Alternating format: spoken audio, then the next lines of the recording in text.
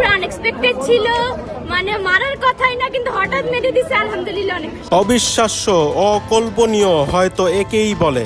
ক্রিকেটে যুগে যুগে শেষ বলে ছক্কা মেরে জয়ের মহাকাব্য বেশ কয়েকটি আছে। সেই তালিকায় এবার যোগ হলো মিরপুরের আজকের ম্যাচটির নাম।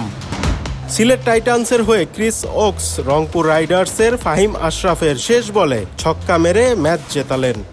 জয়ের জন্য শেষ বলে ওই 6 রানই দরকার ছিল সিলেটের। 5 রান নিলে ম্যাচ গড়াতো সুপার ওভারে। আগের বলে খালেদ আহমেদ 2 রান নিতে চাইলেও ওকস নেননি। বিশ্বাস রেখেছেন নিজের ওপর। কন্ডিশন, পিচ, সময়ের সঙ্গে মানিয়ে নেওয়ার দোহাই সব পাশে রেখে আন্তর্জাতিক ক্রিকেটের জাত চেনালেন ইংলিশ এই ক্রিকেটার। রংপুরের দেওয়া 112 রানের লক্ষ্যটা শেষ বলে গিয়েই ছুঁয়ে ফেলে সিলেট। হেভিওয়েট রংপুরকে বিপিএল থেকে বিদায় করে দ্বিতীয় কোয়ালিফায়ার নিশ্চিত করেছে দলটি।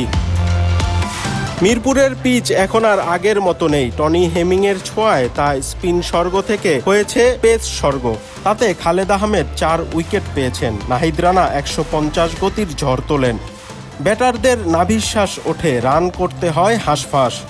দলীয় ছোট রান দেখে তাই মিরপুরের আগের পিচ ভাবার সুযোগ নেই, বরং পেসারদের গতিতে উড়ে যান দুই দলের শুরুর ব্যাটাররা।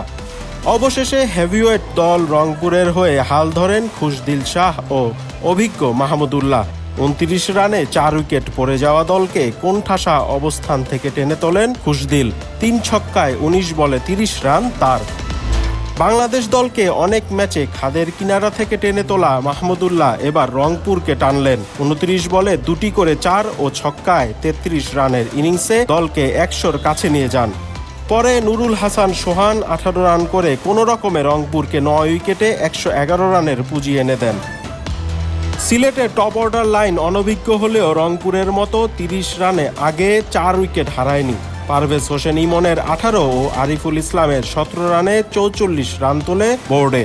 ইংল্যান্ড ব্যাটার স্যাম বিলিংস 40 বলে 29 রান করে সিলেটের আশা বাঁচিয়ে রাখেন।